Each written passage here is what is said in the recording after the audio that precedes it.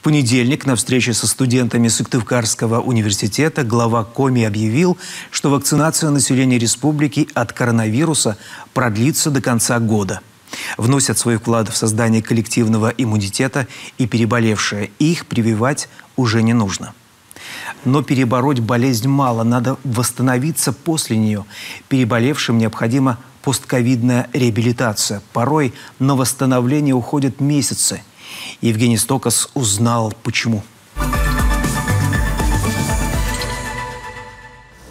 Александру Кругу 49. Коронавирусом он болел с конца октября по декабрь. Поражение легких было небольшим, около 25%, но из-за хронического бронхита болезнь протекла тяжело и появились осложнения, которые до сих пор не прошли. Сегодня у него первый день курса постковидной реабилитации в республиканском физдиспансере.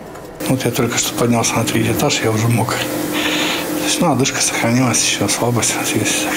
После изучения детального моего анамнеза, моей истории болезней, предыдущих, как говорится, заболеваний, то есть подобран подходящий курс лечения, в который будут входить разрешенные физиопроцедуры, далее, значит, лечебная дыхательная гимнастика, ЛФК и лечебный массаж.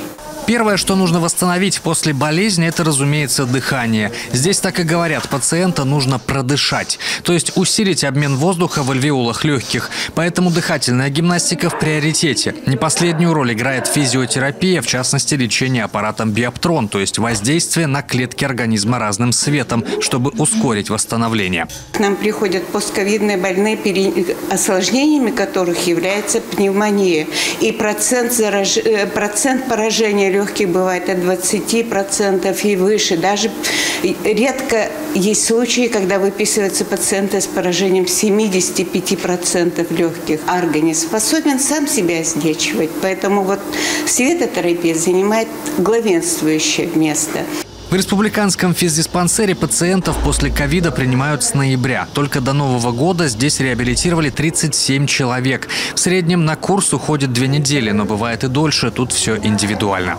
За последние 2 месяца прошедшего 2020 года мы реабилитировали 37 пациентов. В этом году мы реабилитацию продолжили. К нам поступают пациенты после амбулаторного и стационарного этапов лечения. Реабилитация – процесс длительный, иногда требуется повторная реабилитация, в принципе, как и при любых других состояниях, как после травмы. Направление на реабилитацию можно получить через участкового терапевта. И столица на места для восстановления богата. Кроме физдиспансера, здесь есть еще университетский санаторий-профилакторий. Здесь разработали программу, состоящую из 5 направлений восстановления. Это лечебная гимнастика, физиотерапия, лазеротерапия и не только. Гипокситерапия – это горный воздух, то есть пациенты дышат приближенным к горному воздуху с концентрацией кислорода.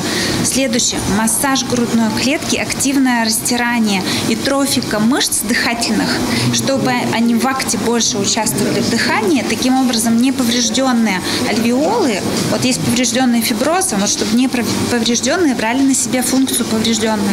Одновременно здесь могут реабилитироваться 70 человек, а более полусотни пациентов свой курс уже прошли. Глава Коми во время визита в СГУ в понедельник объявил, что такая медицинская работа еще долго будет актуальной. Санаторий-профилакторий в СГУ – это достаточно такое высоко специализированное медицинское учреждение. У них очень хорошо развито лечение и профилактика заболеваний, в том числе и реабилитация посткоронавирусных состояний. И они уделяют этому очень много внимания, и абсолютно правильно делают, потому что когорта больных, переболевших коронавирусом, нарастает. Первопроходцами же в деле восстановления после ковида и внебольничной пневмонии стали ухтинцы. Физиотерапевтическая поликлиника «Жемчужины Севера» принимает пациентов на реабилитацию с августа. Стартовали одними из первых в стране, и на этом деле уже, что называется, собаку съели. Реабилитацию здесь за это время прошли более 400 пациентов, даже 10 детей. Здравница расположена в уникальном месте, где сконцентрированы природные целебные источники. В 2 километрах находится озеро Пионерское, откуда привозят лечебные грязи, а прямо под зданием скважина с минеральной водой. Вот это наша минеральная ванна. Она у нас очень концентрированная, поэтому подходит только для наружного употребления. Мы ее разводим. Концентрация 55 грамм на литр, то есть это рассол.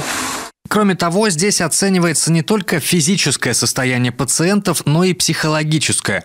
Часто пережившие ковид страдают, например, от бессонницы, и кажется, что это всего лишь из-за стресса, но такие симптомы могут быть признаком даже зарождающейся депрессии. Пациенты поступают с оценкой по шкале реабилитационной маршрутизации, такая специфическая, 2 и 3 балла, то есть легкая и умеренная степень нарушения жизнедеятельности.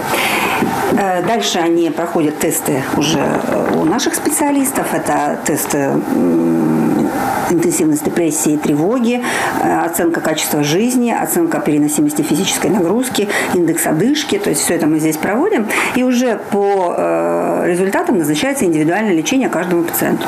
Чем больше пациентов от короны будет выздоравливать, тем больше реабилитация будет распространяться. Уже, представьте, даже появились ресурсы для онлайн-реабилитации на дому. Принципы и методы могут разниться в зависимости от возможности лечебных учреждений или специализации, но универсальные советы от врачей все равно одни.